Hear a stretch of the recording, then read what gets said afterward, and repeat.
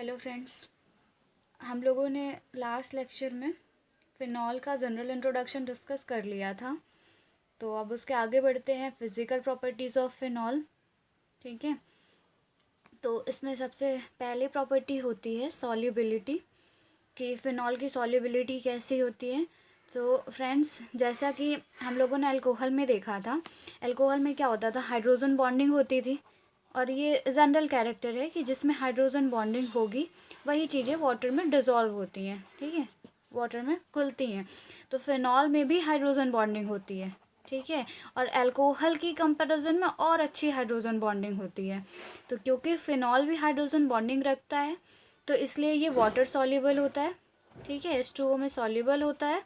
इसके अलावा जब इसकी हाइड्रोजन बॉन्डिंग हाई होगी तो जाहिर सी बात है इसका बॉइलिंग पॉइंट भी हाई होगा, क्योंकि हम लोगों ने देखा कि जितनी ज़्यादा हाइड्रोजन बॉन्डिंग होती है मॉलिक्यूल्स आपस में उतने ज़्यादा कनेक्टेड होते हैं, और जितने ज़्यादा कनेक्टेड होंगे उनका बॉइलिंग पॉइंट या उनको डिसोशिएट करने के लिए हमको उतना ज़्यादा बॉइलिंग पॉइंट इंक्रीज़ करना पड़ेगा। ठीक है, तो दूसरा फैक्टर है हमारा बॉइलिंग पॉइंट का।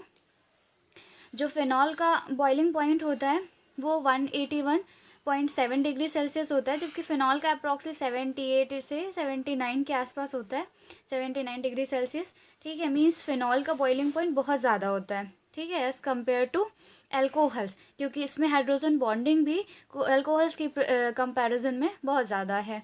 ठीक है, तो इस पर लिखा हुआ है phenols are similar to alcohol but stronger hydrogen bonds, thus they are more stable in water than are alcohol and have higher boiling point. ठीक है, जो फिनॉल है वो अल्कोहल के लगभग सिमिलर है, लेकिन इनका जो हाइड्रोजन बॉन्डिंग है वो अल्कोहल की कंपैरिजन में ज़्यादा स्ट्रॉन्गर है, इसलिए ये मोर स्टेबल भी हैं वाटर में इस अल्कोहल की कंपैरिजन में, और इनका बॉइलिंग पॉइंट भी अल्कोहल से ज़्यादा है। ठीक है, तो कितना होता है 181.7 डिग्री सेल्सियस। उसके बाद आते हैं हम इससे रिलेटेड क्वेश्चंस करते हैं। ठीक है, कि किस किस टाइप के एग्जाम में क्वेश्चन पूछे जा सकते हैं। गाइस, ये क्वेश्चन रीजनिंग के फॉर्म में आ सकते हैं। ठीक है, तो क्वेश्चन होता है why is phenol more stable than alcohol. Phenol जो फिनॉल है वो अल्कोहल से ज़्यादा स्टेबल होता है, क्यों?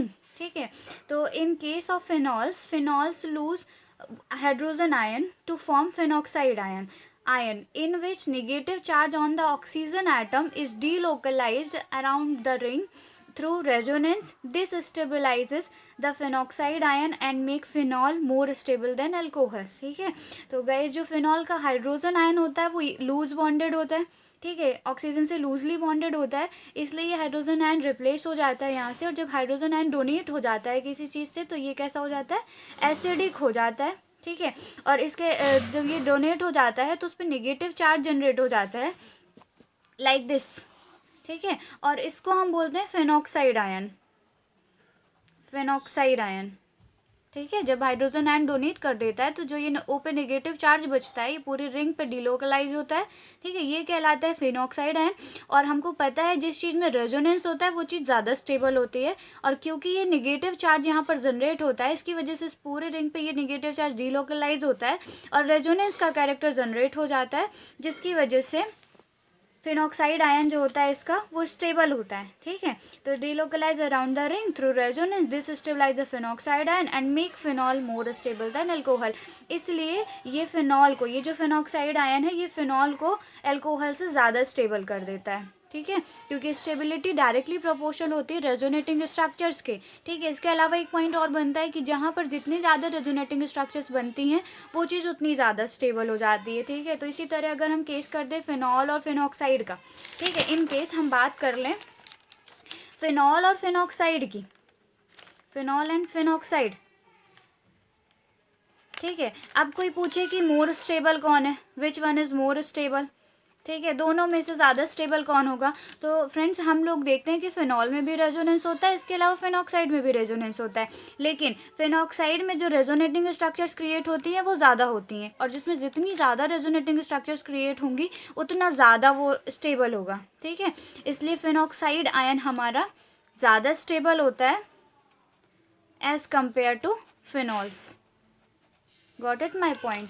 ठीक है, तो उसके बाद जो नेक्स्ट क्वेश्चन बनता है वो होता है, हमारे पास में नेक्स्ट क्वेश्चन आता है which is more acidic, alcohol or phenol. हमारा जो अल्कोहल है वो एसिडिक होता है ज़्यादा कि फिनॉल ज़्यादा एसिडिक होता है? तो phenols are stronger acids than alcohols but they are still quite weak acid. देखो फिनॉल होते तो वीक एसिड हैं, ठीक है, लेकिन अल्कोहल की कंपैरिजन में स्ट्रॉन्गर एसिड होते हैं, ठीक है। अल्कोहल से ज़्यादा एसिडिक है लेकिन है वीक एसिड, ठीक है। Atypical alcohol has a pKa of 16 to 17। जो pKa वैल्यू होती है टिपिकल अल्कोहल की वो अप्रॉक्सीमेटली 16 to 17 बिटवीन लाई करती है, ठीक है, इसके बीच में लाई करती है। In contrast phenol is 10 million times more acidic, जबकि इसकी कंपैरिजन में या इसकी अपेक्षा phenol 10 million times more acidic है, ठीक है। अल्कोहल भी एक एसिडिक है, फिनॉल उससे ज़्यादा एसिडिक है लेकिन है एक वीक एसिड, ठीक है। तो 10 मिलियन टाइम्स ज़्यादा एसिडिक है फिनॉल अल्कोहल से, ठीक है। और जो फिनॉल होता है उसकी जो पीके वैल्यू होती है वो 10 होती है, ठीक है। अल्कोहल की जो पीके वैल्यू लाया करती है वो 16 to 17 करती है, जबकि फिनॉल की 10 होती है, और जिसकी जितनी कम पीके वैल्यू होती है वो उतना ज़्यादा एसिडिक होता है, ठीक है। इसके बाद आता है phenol is more acidic then cyclohexanol and acyclic alcohols. जो फिनॉल होता है वो एसिडिक होता है साइक्लोहेक्सेनॉल से भी, ठीक है। साइक्लोहेक्सेनॉल क्या है? ये, ठीक है, ये कहलाता है साइक्लोहेक्सेनॉल, ये साइक्लोहेक्सेनॉल। इससे भी ज़्यादा एसिडिक है हमारा फिनॉल, ठीक है। फिनॉल का अगर स्ट्रक्चर बनाए तो वो कुछ ऐसा बनता है, बेंजीन रिंग में हाइड्रोक्सिल ग्रुप, ठीक है। इसके अलावा एसाइक्लिक अल्कोहल लाइक C2H5OH, ठीक है, इससे भी ज़्यादा एसिडिक कौन सा है? Phenol C6H5OH, because the phenoxide